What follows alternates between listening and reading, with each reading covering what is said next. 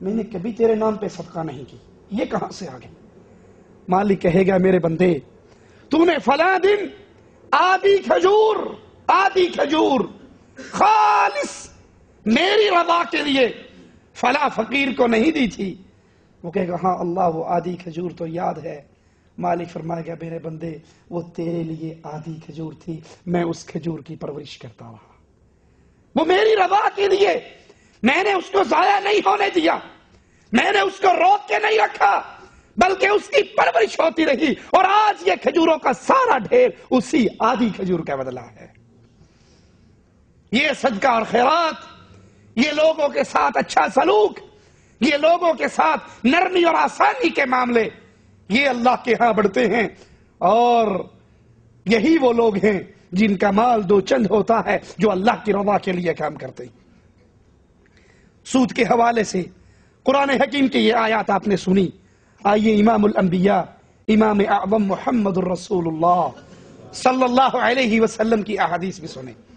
صحیح مسلم میں ہے، رسول اللہ صلی اللہ علیہ وسلم نے فرمایا سود کھانے والے، سود کھلانے والے، اس کے لکھنے والے، اس کے دونوں گواہ،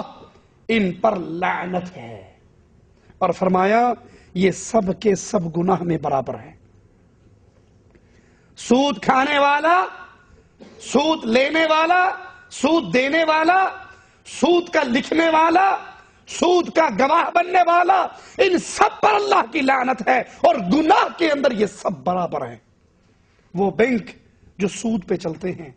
جو اس سود کے نظام کو سہارا دے کر کھڑے ہیں، اس حدیث کی روشنی میں بینک کا مینیجر، بینک کا کیشیئر، بینک کا کلرک، بینک کا گن مین، یہ سارے کے سارے اس سود کے گناہ کے اندر برابر کے شریک ہیں۔ یہاں پہ سوال پیدا ہوتا ہے، کوئی کہنے والا کہہ سکتا ہے مولوی صاحب ہم تو اپنی محنت کا پھل لیتے ہیں۔ بینک کا کیشیئر محنت کرتا ہے، اس کا پھل لیتا ہے، بینک کا مینیجر محنت کرتا ہے، اس کا پھل لیتا ہے، بینک کا کلرک اپنا کام کرتا ہے اور اس کی پگار لیتا ہے، گن مین کام کرتا ہے اور پگار لیتا ہے۔ ان کا کیا قصور ہے؟ یہ تو سود نہیں کھاتے، یہ تو ڈیوٹی کر کے پیسے لے رہے ہیں۔ ان کا قصور یہ ہے تعاونوا علی البر والتقوی ولا تعاونوا علی الاثم والعدوان، نیکی کے کام میں ایک دوسرے کا ساتھ دو، برائی کے کام میں ساتھ نہ دو۔ یہ گناہ کا کام ہے، یہ اس سود کی معیشت کا ایک بہت بڑا دروازہ ہے جس کو انہوں نے سنبھال رکھا ہے، تو گناہ میں برابر ہے۔ مثال دوسری سنیے اور اس سے سمجھیے، یہی گن مین، یہی کلرک، یہی کیشیئر، اس کو بدکاری کے کسی اڈے کا گن مین بنا دیا جائے، وہاں لکھنے والوں کا اس کو کام دے دیا جائے کہ جتنے آ رہے ہیں زنا کرنے والے، تم ان کا نام لکھو، ان کو ایڈریس بتاؤ، ان کو روم نمبر بتاؤ اور ڈیوائیڈ کر دو۔ یہ خود بدکاری نہیں کرتا، یہ خود اوپر نہیں جاتا، یہ نیچے بیٹھا ہوا صرف کاؤنٹنگ کر رہا ہے، فلاں آیا اس کو اس روم میں بھیج دیا، واپسی پہ اس سے جو 50-60 روپے تھے وہ لے لیے۔ کیا خیال ہے یہ اس زنا کے کاروبار میں برابر کا شریک نہیں ہے؟ حالانکہ اس نے تو زنا نہیں کیا نا، یہ تو اوپر نہیں کیا، اس نے تو بدکاری نہیں کی، لیکن اس گناہ کے اڈے کو چلا رہا ہے، اس میں اس کے اندر ایک اینٹ ہے۔ تو ایسا نظام، ایسا عمل جو اللہ کی بغاوت پر ہو، اس میں ساتھ دینے والا بھی اتنا ہی مجرم ہے۔ تو اللہ کے رسول فرما رہے ہیں صلی اللہ علیہ وسلم اس پر لعنت برستی ہے جو سود کھاتا ہے، جو لیتا ہے، جو دیتا ہے، جو لکھتا ہے، جو گواہ بنتا ہے، اور یہ سب گناہ کے اندر برابر ہے۔ صحیح بخاری میں ہے، رسول اللہ صلی اللہ علیہ وسلم نے فرمایا رات میں نے خواب دیکھا، میرے پاس کچھ فرشتے آئے، مجھے ایک مقدس مقام کی طرف لے گئے، میں وہاں کیا دیکھتا ہوں؟ ایک نہر ہے، خون کی نہر، ایک شخص اس خون کی نہر میں غوطہ زن ہے، اس خون کی نہر میں ہے، اور چاہتا ہے وہ اس سے باہر نکلے، اور جب باہر کنارے کی طرف آتا ہے تو دوسرا شخص اس کے پاس پتھر ہے، وہ پتھر اٹھا کر اس کے منہ پہ مارتا ہے، اور یہ واپس اس نہر کے اندر پھر جا کر گرتا ہے۔ میں فرشتوں سے پوچھتا ہوں یہ کیا ماجرا ہے؟ تو مجھے جواب ملتا ہے یا رسول اللہ صلی اللہ علیہ وسلم یہ شخص جس کو آپ نے نہر کے اندر دیکھا جس پہ پتھروں کی بارش ہو رہی ہے اور وہ خون کی نہر کے اندر گر رہا ہے، یہ سود خور انسان ہے، یہ لوگوں کا خون پینے والا۔ کتنے ہی واقعات اپنے ملکوں میں آپ نے دیکھے ہوں گے، اخبارات میں پڑھے ہوں گے، انسان پہ سود در سود جب پیسہ پہنچ چڑھ جاتا ہے وہ دینے کی ہمت اور طاقت نہیں رکھتا، نہ اس کے پلے میں مکان ہے نہ زمین ہے، پھر ایسا انسان خودکشی کے راستے پہ چل کے اپنے آپ کو ہلاک کر لیتا ہے۔ ہمارے اپنے گاؤں کا ایک واقعہ جس کو ہم نے خود دیکھا، جس کے ہم خود گواہ، ایک مسکین پھل فروٹ کا کام کرنے والا، وہ قرضوں میں دب گیا، وہ معاملات میں دب گیا، نہیں برداشت، لوگوں کے طعنے، لوگوں کی اذیتیں برداشت سے باہر ہوا، چلتی ہوئی ٹرین کی پٹڑی پر آیا، اپنا سر رکھا، اس کے اوپر سے ٹرین گزر گئی اور ختم ہو گیا۔ ختم ہونے کے بعد پھر لوگ کہتے ہیں میں نے بھی معاف کر دیا، میں نے بھی معاف کر دیا، میں نے بھی معاف کر دیا۔ ارے تمہارے اس سود کے کاروبار کی بنا پر تو یہ آدمی اتنا ذلیل ہوا ہے،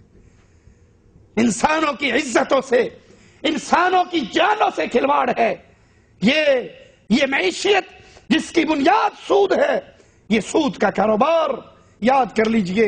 اس دنیا میں خون پینے والے غریبوں کا، ان کا مقام اللہ کے نبی صلی اللہ علیہ وسلم کی یہ حدیث بھی بیان کرتی ہے، وہ قیامت کے دن بھی خون کی نہر میں غوطے کھاتے ہیں، اور جب نکلنا چاہتے ہیں تو ان کے منہ پر پتھر مارا جاتا ہے کہ دنیا میں کتنا بھی تمہارے سامنے کوئی غریب روتا اور پیٹتا، تمہارے دل میں نرمی پیدا نہ ہوتی، تمہیں اپنا مال بڑھانے کی فکر تھی، تمہیں اپنا مال اکٹھا کرنے کی فکر تھی، تو آج تمہارے منہ کے اندر پتھروں کی بارش ہے۔ رسول اللہ صلی اللہ علیہ وسلم نے فرمایا، بخاری و مسلم میں یہ حدیث موجود ہے، 7 ہلاک کر دینے والی چیزوں سے بچو، یہ برباد کر دینے والی چیزیں ہیں۔ پوچھا گیا یا رسول اللہ صلی اللہ علیہ وسلم یہ 7 ہلاک کرنے والی چیزیں کون سی ہیں؟ تو اللہ کے نبی نے فرمایا صلی اللہ علیہ وسلم، شرک سے بچو۔ شرک ہلاک کرنے والی چیزوں میں سب سے پہلی چیز ہے، یاد کر لیجئے۔ یہ درس ہم آپ کو اکثر ملاقاتوں میں یاد کرواتے ہیں، جو بات بار بار دہرائی جائے وہ ذرا یاد ہو جاتی ہے اور دلوں میں اتر جاتی ہے۔ کائنات میں سب سے خطرناک بیماری شرک کی بیماری ہے، جو اس میں مبتلا ہو گیا وہ برباد ہو گیا۔ اللہ کی ذات میں شرک ہو یا اللہ کی صفات میں یا اللہ کی عبادت میں، جو غیر اللہ کو پکارتا ہے وہ اللہ کے ساتھ دوسرے کو شریک کر رہا ہے۔ یا علی مدد کہنے والوں، یا رسول اللہ مدد کی صدائیں لگانے والوں، قبروں کا طواف کرنے والوں، قبروں پہ سجدے کرنے والوں،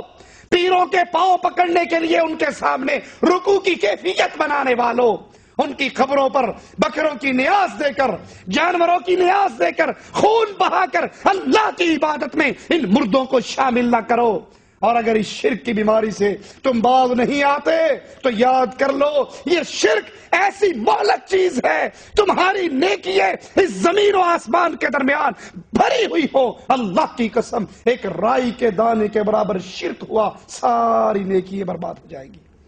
ہباء منثورا۔ یہ ریت کے ذرات کی طرح اڑا دی جائیں گی۔ شرک کی موجودگی میں نہ نماز قبول ہے، اللہ سے ڈر کر کہہ رہا ہوں،